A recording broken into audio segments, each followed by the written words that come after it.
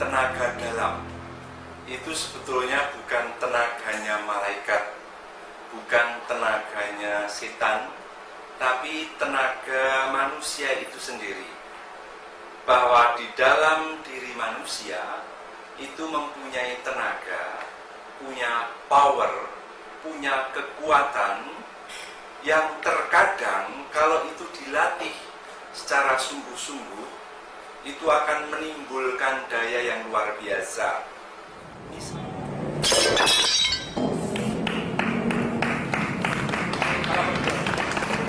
Begitu pula anak-anak muda ini ketika mereka berlatih dengan katakanlah pukulan-pukulan benda keras. Nah, pukulan-pukulan itu kan dilatihkan pada satu tempat, satu titik. Dan kecepatan-kecepatannya juga dibuat semakin lama semakin cepat sehingga daya dorongnya itu begitu kencang pada satu titik sehingga benda itu bisa pecah. Yang sebetulnya dalam alam logika kita sendiri bagaimana mungkin besi diadu dengan daging dan tulang, tetapi kok yang patah justru besinya. Nah, ini bukan tenaga setan, ini bukan tenaga malaikat, ini tenaga manusia itu sendiri, anak muda itu sendiri, karena berlatih, lalu konsentrasinya juga tinggi, menghasilkan power yang berlebih, lalu itu kita sebut tenaga dalam.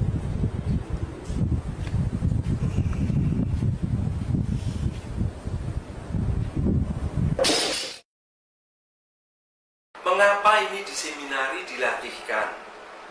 Itu dilatihkan sebetulnya hanya bertujuan supaya anak-anak muda ini punya kepercayaan pada dirinya sendiri. Bukan anak-anak muda yang mudah diombang-ambingkan pada sesuatu yang mengejutkan, sesuatu yang membuat dia lalu bisa mudah terpengaruh.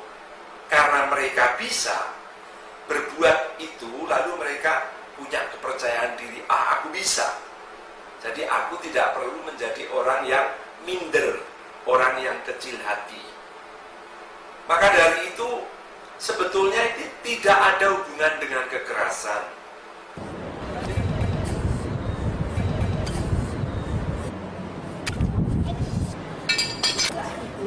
Maka itu di seminari dilatihkan supaya anak-anak seminari ini punya kepercayaan diri, tidak menjadi sombong, punya kepercayaan diri, tidak menjadi orang yang minder.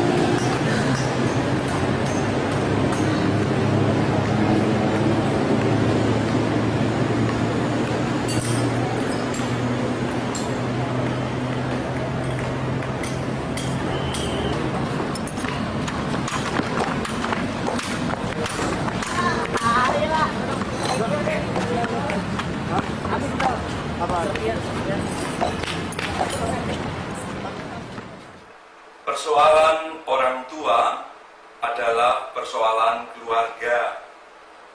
Dan persoalan keluarga dalam gereja kita adalah bagaimana memberdayakan anak-anak muda Katolik, putra-putri remaja Katolik, bagaimana kehidupan kaum muda kita diisi secara baik, diisi agar bermanfaat dan positif dalam proses perjalanannya, dalam proses kebersamaan dengan sesamanya, dalam kebersamaan dengan orang tuanya, memakai sarana budaya olahraga yang dibuat di Seminari Menengah Mertoyudan. Para calon imam pertama-tama diajar untuk pendalaman iman atau kitab suci,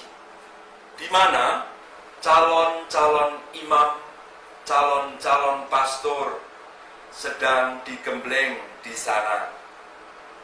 Adapun metodenya adalah learning by doing, belajar dengan cara mengerjakannya sendiri. Lalu, hal ini meliputi 5 tahapan. Tahapan yang pertama adalah pendalaman iman atau pendalaman kitab suci, di mana intinya adalah setiap seminaris supaya mau hidupnya disatukan dengan Sang Sabda sendiri, dengan Sabda Allah sendiri, sehingga mereka bisa mengendalikan diri karena Roh Ilahi yang memimpin mereka. Kemudian yang kedua, yaitu latihan olahraga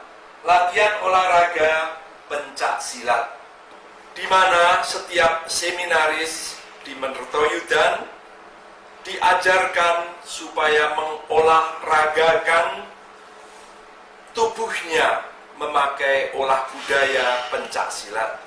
Dengan demikian, dengan latihan olahraga pencak silat, tubuhnya dikuatkan, tubuhnya disegarkan, tubuhnya disehatkan, dan sekaligus anak-anak seminari Mertoyudan ini diajak dengan anak-anak muda yang lain supaya selalu memperhatikan kesehatan tubuhnya dalam olah budaya dan olahraga pencak silat. Kemudian yang ketiga, yaitu latihan pernafasan dan meditasi, di mana dalam latihan pernafasan dan meditasi ini kaum muda kita diajak berdoa, meditasi, diajar untuk berlatih pernafasan untuk supaya bisa berdoa dengan lebih baik. Dan yang keempat, yaitu latihan berorganisasi. Latihan berorganisasi ini menyangkut mental, semangat jiwa, dan proses kerohanian, di mana mental berorganisasinya itu pertama-tama adalah mentalitas seorang pemimpin. Mentalitas seorang pemimpin adalah mau memimpin teman-temannya, sahabat-sahabatnya, dengan melayani mereka. Memimpin artinya melayani teman-temannya yang dipimpin itu.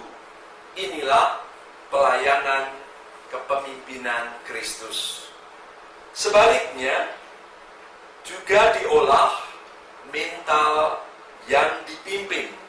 Bagaimana yang dipimpin itu mencoba untuk melihat yang memimpin ini adalah Sang Kristus sendiri, di mana fungsi kepemimpinannya adalah Kristus sedang memimpin dan aku yang dipimpin mau mentaatinya.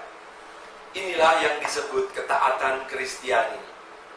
Pemimpin memimpin dengan melayani, yang dipimpin melayani sang pemimpin dengan mentaati. Disitulah dasar mentalitas berorganisasi Kristiani. Dan yang terakhir adalah latihan rekreasi, di mana anak-anak muda ini, putra-putri remaja kita ini, kita ajar bersama-sama untuk mereka mampu membawakan diri, membawa kegembiraan untuk teman-temannya. Sebaliknya, supaya dengan latihan rekreasi, anak-anak muda kita, remaja-remaja kita, putra-putri kita mampu memberi penghiburan, membuat sesuatu yang baik, dan membahagiakan orang tuanya maupun sesamanya. Itulah rekreasi yang menjadi penutup acara Tunggal Hati Seminari dan Tunggal Hati Maria ini. Sekian, terima kasih. Semoga Tuhan memberkati kita semuanya.